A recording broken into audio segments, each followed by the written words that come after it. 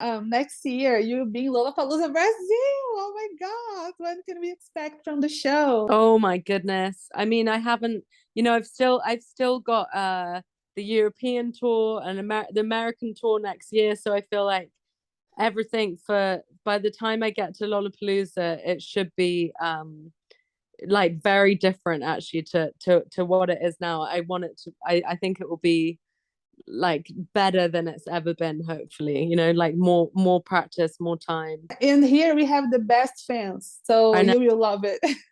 I know, it's literally all I ever say to my team is like, when can I play in Brazil, when can I play in Argentina, like, that's just because I know that those are the best fans. Like I feel like from day one of when I first started writing music, like that's where I've always had so much support from. So like to be able to go and see everybody is so exciting. What was it like for you to see Good Looking go viral on TikTok? Yeah, it was amazing because I made that song so long ago. There's something so lovely about music you made 7 years ago when you're in a completely different place, then having this new life and suddenly having like meaning and for other people.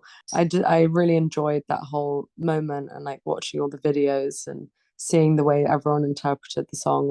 It was amazing. And speaking of TikTok, you have some really cool videos posted in your profile. I have a favorite one. That is the one that you are talking about people get confusing your name with the True Blood's character. Suki Yeah. Stackhouse. So, how is your relationship with TikTok? What do you like to produce there? Yeah, I think most people do think I'm a character on True House, on True Blood, on oh God, what's the show called? It's just gone out of my head. True Blood, True right? Blood, Yeah, yeah. yeah, True Blood. Yeah, we have like exactly the same name. So I always think that if someone knows it's me and not her, then it's great.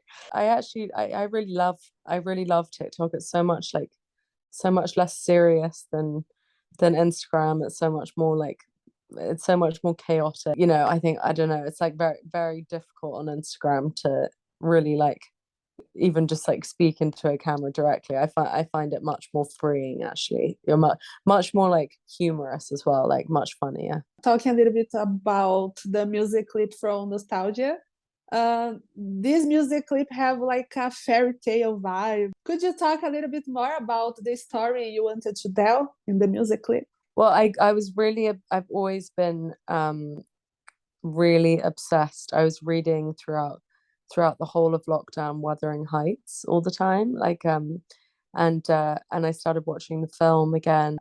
Those kind of like, you know I it got that was sort of like a lot of the inspiration, the film. And I also was just sort of thinking about the feeling of nostalgia, how it used to be described. People used to think nostalgia was a disease. It was only at a certain point where like scientists and doctors didn't count it as a disease. But I think I was thinking about my own nostalgic feelings for the past, and also just like how like for hundreds of years people have been feeling the same things.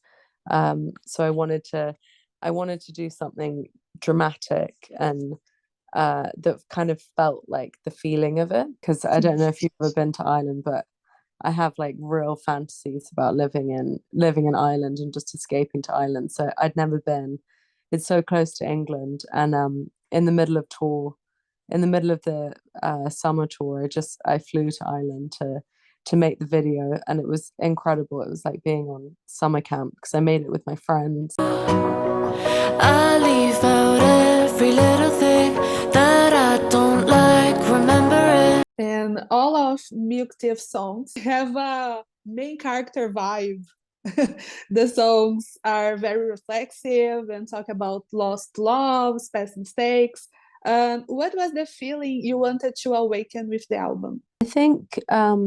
I think like for me, like all of the songs come from a place of like a female perspective of uh, like wanting more from relationships or from myself, or like even from from like the world around me. I think that's like where I was very much when I was making all of those songs, like trying to find an understanding for why certain things had happened to me in relationships. Could you send a message to our Brazilian fans? To Brazilian fans, I love you so much. Thank you so much for supporting me from like literally the first time that I put out music about 7 years ago.